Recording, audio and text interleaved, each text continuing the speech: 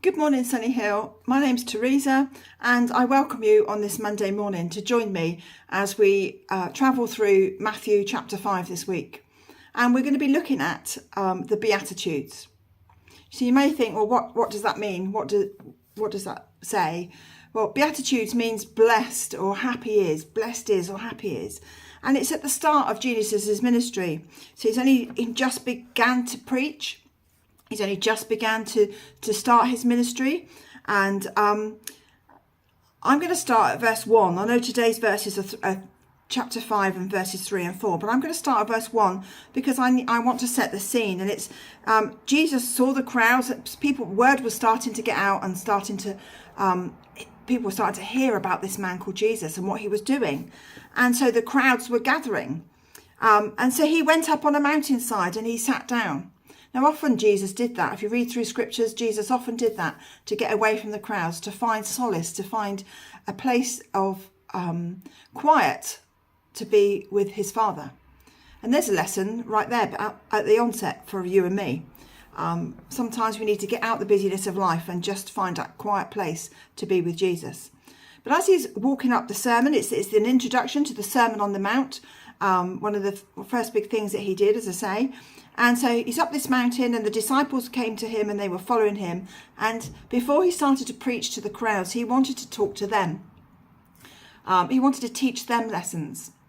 So this sermon that he was about to preach probably covered over several days. And in it, Jesus was proclaiming his attitude towards the law. It was about position and money and authority. And he was telling everybody and the disciples here that they're not important in his kingdom. Again, another lesson for you and me straight there. And what matters to God and to Jesus in this place, and this is what he's trying to teach, is about faithful obedience of our hearts. Faithful obedience.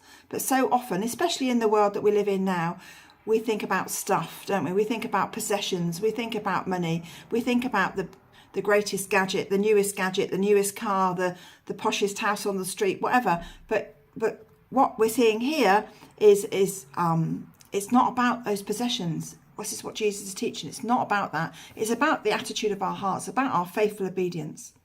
And the Sermon on the Mount challenged the proud and the legalistic religious leaders of the day.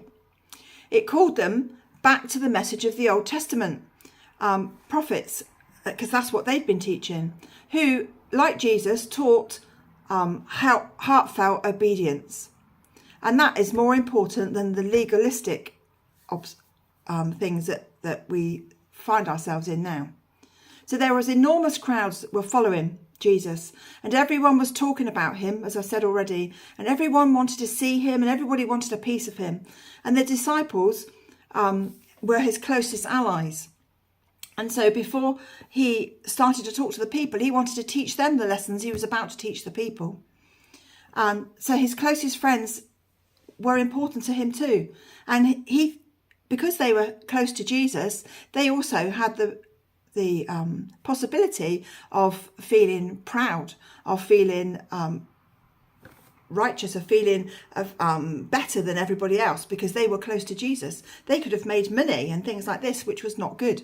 So Jesus knew their hearts because he knows our hearts, and he wanted to teach that to them before he started with the crowds. So Jesus not only gave them prestige, but also the opportunity, as I say, for money and power. And so he wanted to talk to them and tell them about this. So he starts off here with the Beatitudes, verse 3. Blessed are the poor in spirit, for theirs is the kingdom of heaven. Blessed are those who mourn, for they will be comforted. And what he's trying to tell us is that our reward is in heaven. It's not in this life. There are times when following Jesus is really tough, and it brings us unpopularity.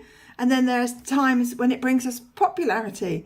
But if we don't live our lives following this sermon, we'll find ourselves using God's message to bring us popularity and to promote our personal interests, when what God wants us to do is to have a right heart. So this week we're going to follow that through. We're going to come back tomorrow and talk about this a bit more, that it's about the state of our hearts, not what we own in the bank or have in our possessions. I hope you have a really great day, and I'll see you tomorrow. Bye bye.